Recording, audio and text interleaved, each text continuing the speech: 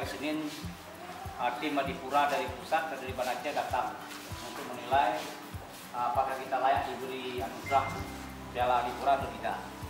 Itu tergantung kepada kita semua, termasuk Puskesmas ini yang akan dinilai, karena semua fasilitas pelayanan publik akan dinilai, termasuk ini Puskesmas layak atau tidak. Itu nanti kemarin kita 2017 kita nggak dapat, ya 2016 kita dapat, karena kemarin kita tidak layak.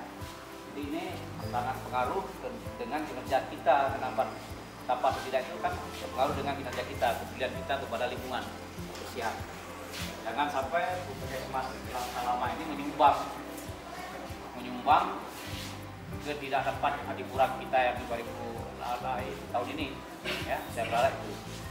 Yang kedua, ini sekarang zaman teknologi informasi, IT, internet, Facebook, WA, Instagram, Twitter dan lain-lain. Jadi kinerja Anda semua itu akan dinilai oleh publik, dan publik bisa menyampaikan ke siapa saja karena mereka punya hak. Ini tadi malam jam 12 malam masuk ke Facebook saya, ya, ke inbox, masuk ke inbox saya, ini ya. Sini Pak, saya baca biar tahu kawan-kawan. Kami sebagai rakyat tak mampu, masa kami asal berobat ke Puskesmas Langsalama itu selalu nggak dihargai. Apa karena kami berobat gratis?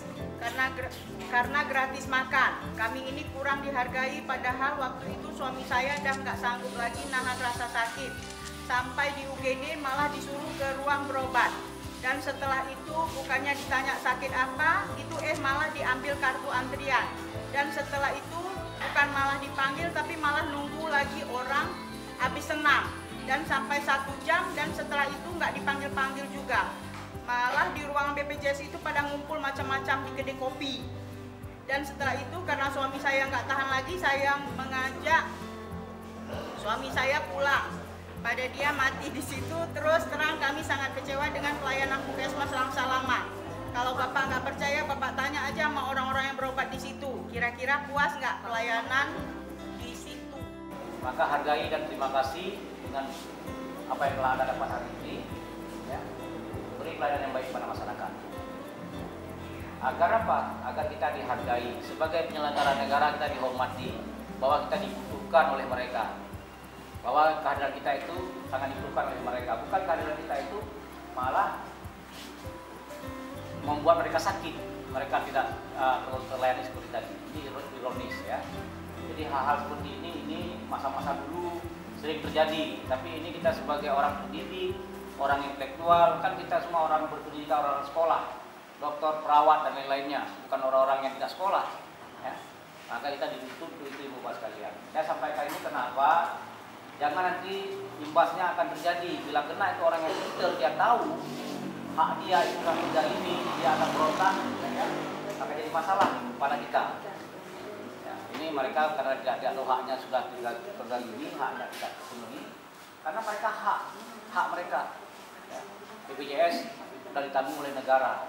Nah, tolong sekali lagi saya sampaikan ke depan dengan kurang lagi seperti ini, layani pasien itu seperti keluarga sendiri. Kalau dia muda, layani dia seperti adik kita sendiri. Kalau dia orang tua, layani seperti ibu kita sendiri. Itu baru mereka bagus, ya.